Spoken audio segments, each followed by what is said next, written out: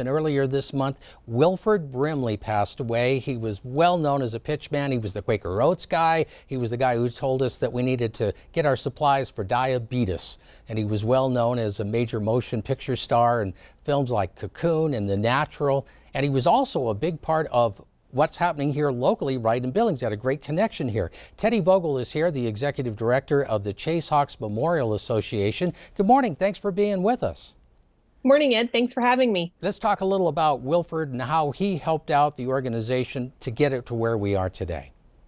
Sure. So in the late 90s, early 2000s, one of our founding members, Fred Chazarick, got a hold of Wilford and said, hey, we've got this little event going on and we'd love to have you join us. Come on up and check it out. Wilford, being a longtime cowboy himself, came up and fell in love with the organization. And from then on was a supporter, would come to the event every year, got to make great connections and friendships with those of us in the organization and also the Cowboys.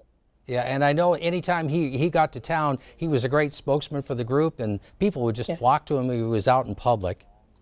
Yes, he really helped take us to the next level. He was supportive. We were able to provide belt buckles and saddles thanks to Wilford, and really provide the Cowboys with some really fantastic prizes. And just to have him as a friend and a supporter of our organization really, I think, took our rodeo to the next level. And now the rodeo is really taken off. There's so many other events that are involved with the Chase Hawks Memorial Association. For folks who aren't really familiar with it, can you talk a little about what Chase Hawks does? Sure. So 26 years ago, our organization was started in memory of Chase Hawks, who tragically was lost in an accident. And the family wanted to turn it into something positive for our community. So a crisis fund was set up. And the first event was our Rough Stock Rodeo. Through events over the years, we've raised funds to provide families in crisis and in need with some financial assistance. And to date, we've given over $1 million to families in crisis, facing medical problems, funeral costs, whatever it is that they may need a little financial assistance in. We are here to help.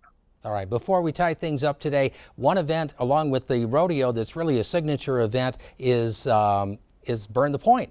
Is it going to happen this year?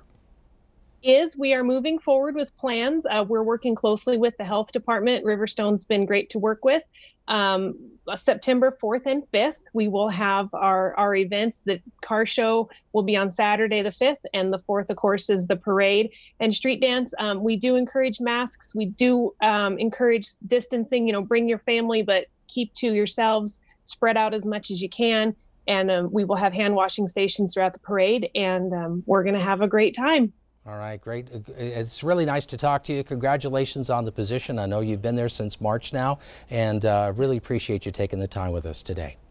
Thanks for having me, Ed. Teddy Vogel, the executive director of the Chase Hawks Memorial Association. We have more after this on Montana This Morning.